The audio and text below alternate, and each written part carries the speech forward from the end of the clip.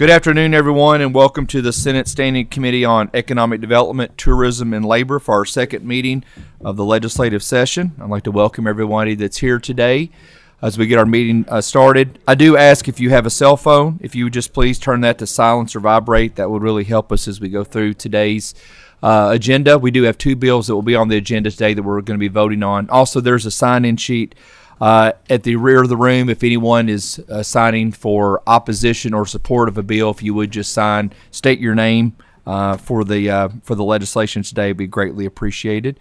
And I'll call roll and then have introductions of some special guests that we have here today. So, Sasha, please call the roll. Senator Boswell, Senator Funke Fromeyer, Senator Gardler, Senator Harper Angel, Senator Howell, Senator Mills. I'm here. Senator Storm. Here. Senator Thomas.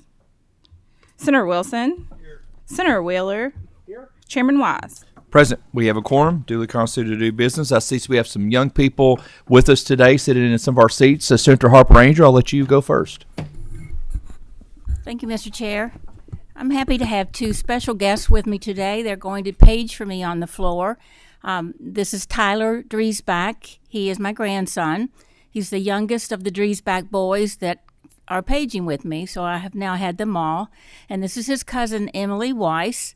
I was just telling her a story about herself when she was a young girl, but I won't repeat it again. But I'm happy to have them. They came up to see what we really do up here today. Thank you for making them welcome. You're very welcome. Let's give both of these young people a round of applause. Senator Howell, I see you have someone beside you down there. Yeah, thank you, Mr. Chairman. I'm proud to have Henry Mallory with me today, all the way from Murray Middle School, Murray, Kentucky, and his dad, Mark, back here. Henry's mom has had all of my children in school and just does a wonderful job like everybody else does in the Murray system. Just proud to have him up today. Fantastic. Appreciate you being here. Let's give Henry a round of applause also. Seeing no further introductions, let's get right to the agenda. I'm going to go out of order for the sake of time for our guest who's presenting, who's not on the committee. Senate Bill 174, Senator Jared Carpenter. It's an act relating to underground facility damage prevention. Senator Carpenter, I think this is the first time you've appeared before this committee with me as chairman, so welcome, my friend. Yeah, I was an intern before this, Mr. Chairman, so appreciate you. When you was introducing young people, I realized you wasn't talking about me anymore. So I do appreciate you having me. Let me go ahead of my friend, Senator Wheeler.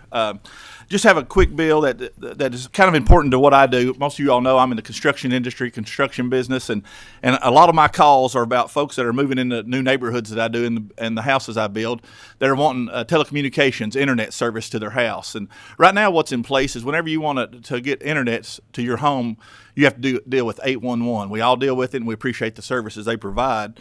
But if you're wanting to go into a pedestal, I call them pedestals, they're terminals. Is the word that we use, to where in a subdivision you'll see that a little green thing that sticks up about 2 foot tall. That's where your telecommunications are linked between different houses and throughout the entire subdivision, up close to the curb or the sidewalk.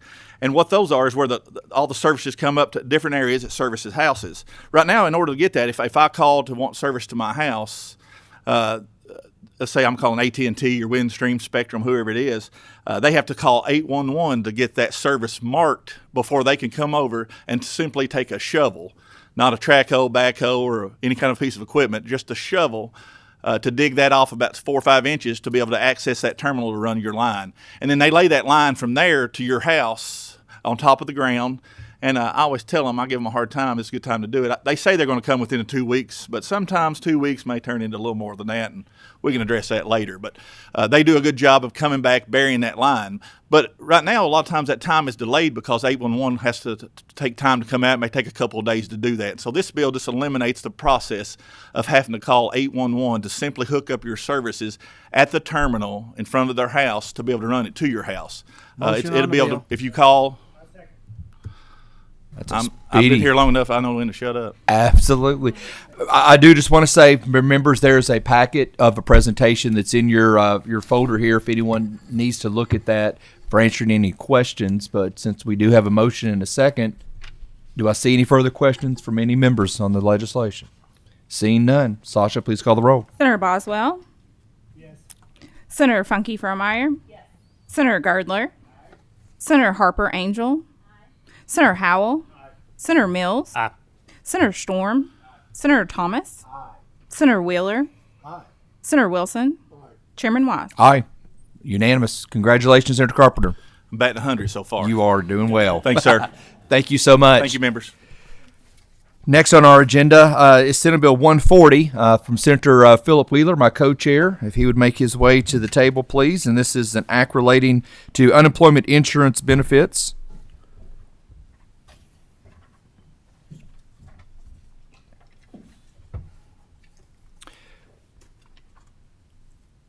Senator Wheeler, welcome this morning. If you would just introduce yourself for the record, and we'll get going.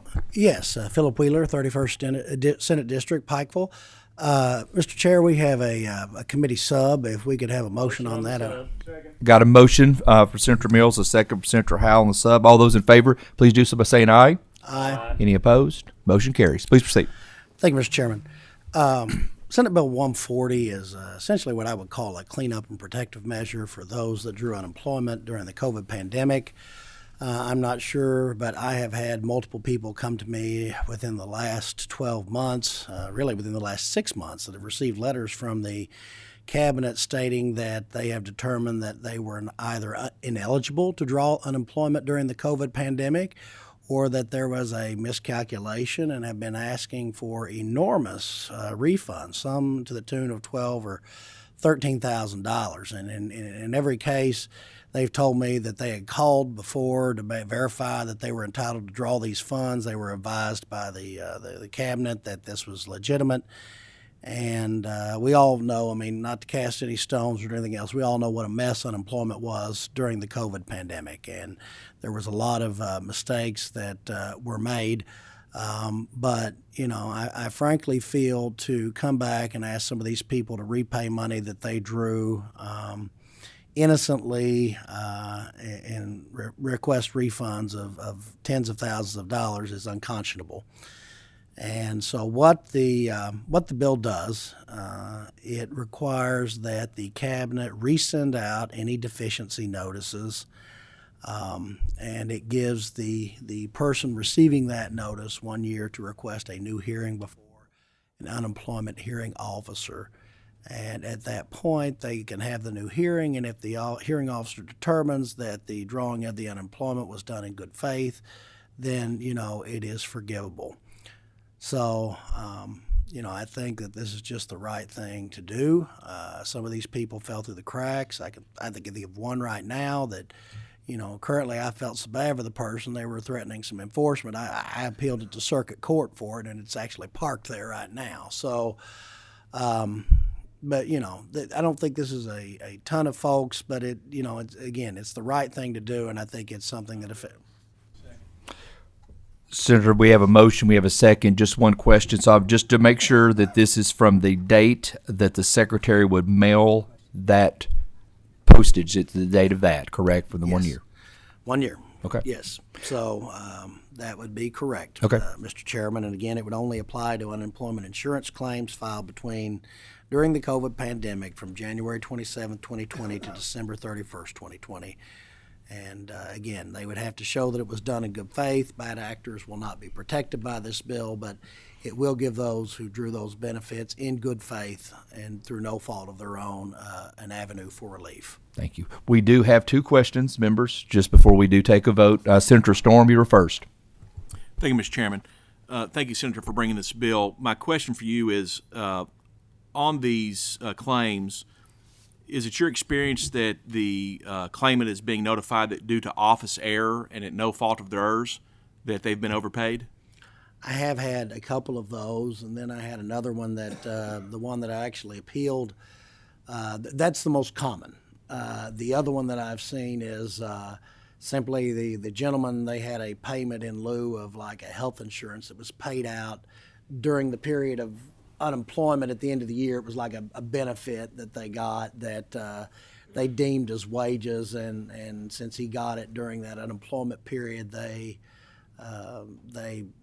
calculated against him and demanded he pay that unemployment back.